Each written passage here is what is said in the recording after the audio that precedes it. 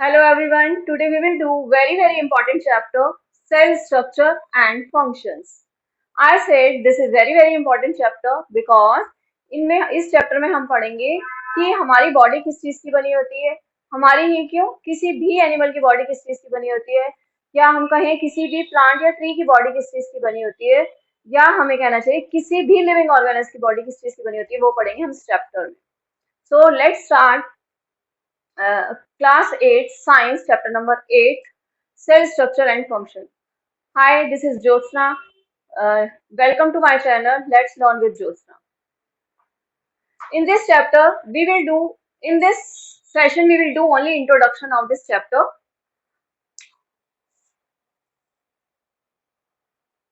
First of all, cell. What is cell? Cell is a structural and functional unit of life.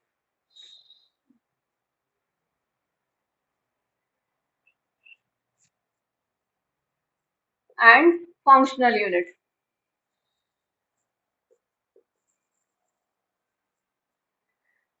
Cell को हमने structural and functional unit क्यों कहा है? Cell is a structural unit of life because किसी भी living organism का जो structure है वो सेल ही बनाती है। That's why we called it cell is a structural unit of any living being. Then we said cell is a functional unit of life. Cell को हमने फंक्शनल यूनिट क्यों कहा है? क्योंकि किसी भी ऑर्गेनिज्म को लिविंग रहने के लिए जितने भी एसेंशियल फंक्शन करने होते हैं, जितनी भी एसेंशियल एक्टिविटीज करनी होती है, वो सेल ही परफॉर्म करती है। That's why it is called a functional unit of life. I hope सबको क्लियर हो गया होगा। Cell is a structural and functional unit of life. Next is discovery of cell. Who discovered cell?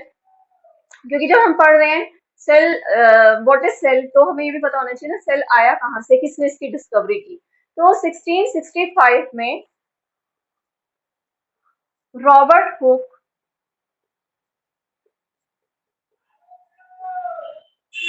एक biologist थे। Robert Hooke 1665 में वो plant study कर रहे थे। तो उन्होंने क्या किया, कॉर्क लिया, प्लांट ट्री का एक कॉर्क लेकर उसको ऑब्जर्व किया अंडर माइक्रोस्कोप, और उन्हें देखा कि जो सेल का स्ट्रक्चर होता है वो इस तरीके से होता है कुछ।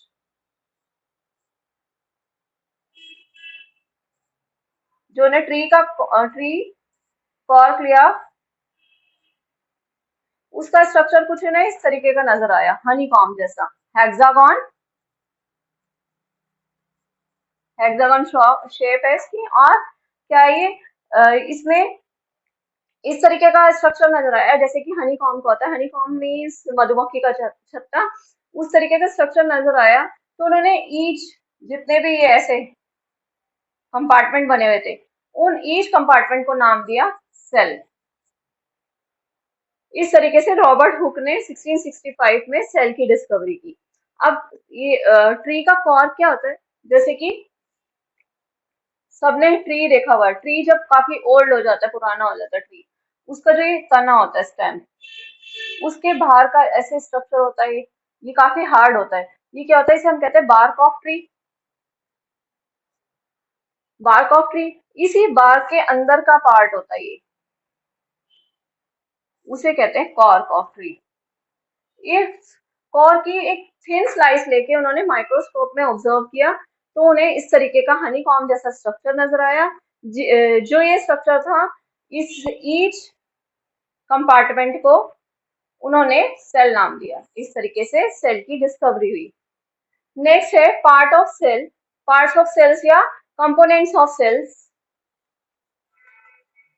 कि सेल के कौन कौन से पार्ट्स होते हैं, इसे हम कह सकते हैं कंपोनेंट्स ऑफ सेल।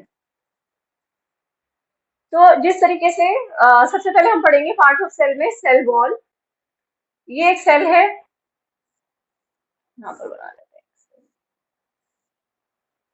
इसका जो ये बाहर वाला पार्ट होता है, ये आउटर लेयर,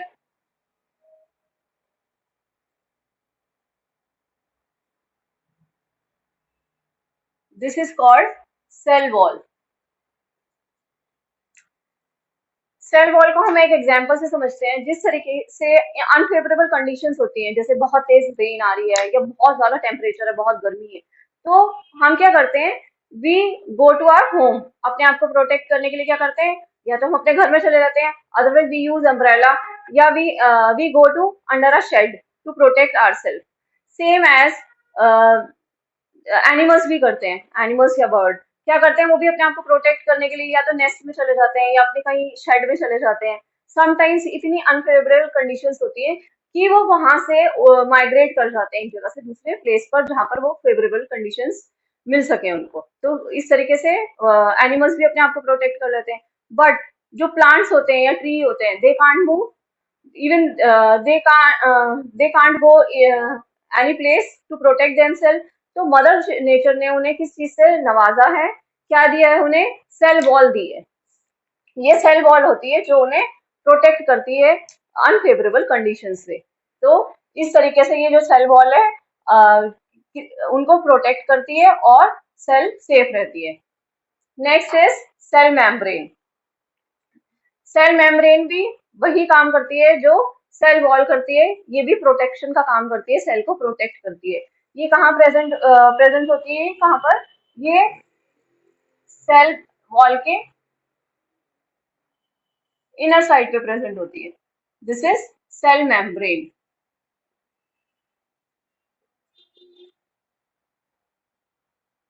सेल मेम्ब्रेन को हम प्लाज्मा मेम्ब्रेन भी कहते हैं।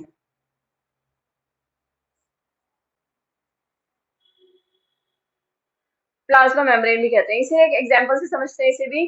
जिस तरीके से हम अपने मोबाइल को प्रोटेक्ट करने के लिए टेम्पर्ड ग्लास यूज करते हैं या गोरिल्ला ग्लास यूज करते हैं, जिससे कि हम उसे किसी भी डैमेज से बचा सकें, तो सेल मेम्ब्रेन भी वही काम करती है सेल को प्रोटेक्ट करने के लिए। ये जो सेल मेम्ब्रेन है वो बाहर से किसी भी जो मान लो कुछ इसके अंदर एंटर करेंगे, सेल वॉल तो सब चीजों को एंटर करने के लिए अलाउ कर देती है, ये परमिएबल होती है। बट ये जो सेल मेम्ब्रेन होती है सिर्फ सिलेक्टेड मटेरियल को ही अलाउ करती है एंटर करने के लिए, और ये सेल को प्रोटेक्ट करती है किसी भी डैमेज से। उसके बाद है साइटोप्लाज्म एंड न्यूक्लियस। पहले हम न्यूक्लियस देखते हैं। न्यूक्लियस एक स्फेरिकल स्ट्रक्चर होता है अंदर, सेल के सबसे अंदर सेंटर में पाया जाता है। जो एनिमल सेल है उसके सेंटर में पाया जाता है न्यूक्लियस, और प्लांट सेल में समटाइम ये थोड़ा सा साइड में होता है। ये स्फेरिकल शेप होता है और इसको अंडर माइक्रोस्कोप इजीली देखा जा सकता है। अब हमारा रह गया साइटोप्लाज्म। साइटोप्लाज्म क्या होता है, साइटोप्लाज्म एक जेली लाइक सब्सटेंस होता है जो कि nucleus, this is our nucleus and this is our cell membrane. जो न्यूक्लियस और सेल मेम्ब्रेन के बीच में जेली लाइक सब्सटेंस फिल्ड होता है, यहाँ पर जेली लाइक सब्सटेंस है, इसे हम कहते हैं साइटोप्लाज्म। साइटोप्लाज्म। जितने भी सेल ऑर्गेनल्स हैं वो इसी साइटोप्लाज्म में प्रेजेंस होते हैं। नेक्स्ट है सेल ऑर्गेनल्स। जो सेल ऑर्गेनल्स होते हैं इसी सेल में छोटे छोटे बड़े सारे सेल ऑर्गेनल्स प्रेजेंट होते हैं, जैसे कि माइटोकॉन्ड्रिया,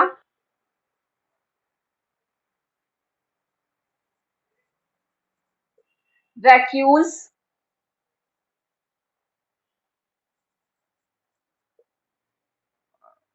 प्लास्टिड्स,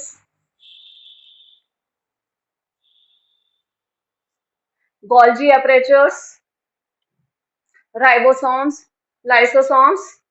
बट जो हम हमारे जो क्लास 8 में है सेल ऑर्गेनल्स सिर्फ माइटोकॉन्ड्रिया, वैक्यूल्स और प्लास्टिड्स हैं। हम वो 8th क्लास के अकॉर्डिंग 3 ही सेल ऑर्गेनल्स पढ़ेंगे, माइटोकॉन्ड्रिया, वैक्यूल्स एंड प्लास्टिड्स, और प्लास्टिड्स में भी सिर्फ क्लोरोप्लास्ट। क्लोरोप्लास्ट।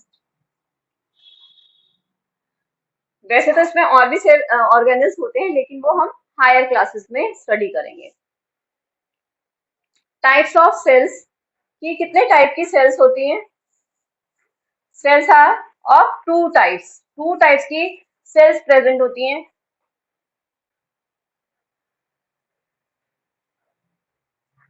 एक होती है number 1 plant cell and second is animal cell.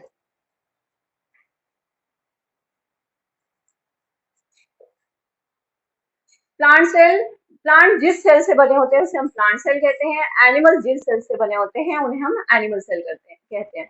इसमें हम पढ़ेंगे plant differences between plant cell and animal cell, कि जो प्लांट सेल में और एनिमल सेल में क्या क्या डिफरेंसेस पाए जाते हैं वो हम फर्दर सेशन में पढ़ेंगे। And next is prokaryotic and eukaryotic cells.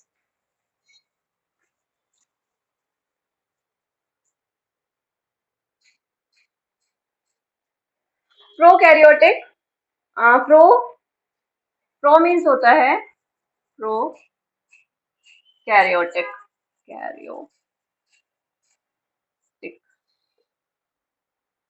Prokaryotic, pro means होता है primitive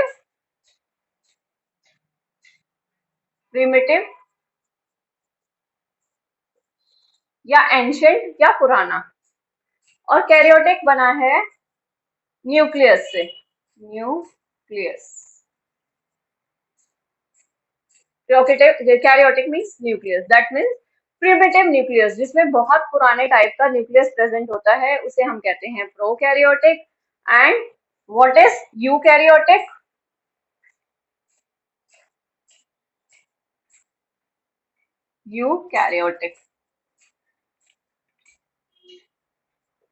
eukaryotic cell, eu means होता है true, eu means true and karyotic again nucleus, that means जिसमें ट्रू टाइप का न्यूक्लियस प्रेजेंट होता है, that is called eukaryotic cell. So ये हमारा हो गया introduction of the chapter cell structure and function. Further in next session we will do this chapter in details. I hope ये आपको clear हो गया होगा कि हम क्या क्या इस चैप्टर में पढ़ने वाले हैं। Till then bye bye, take care.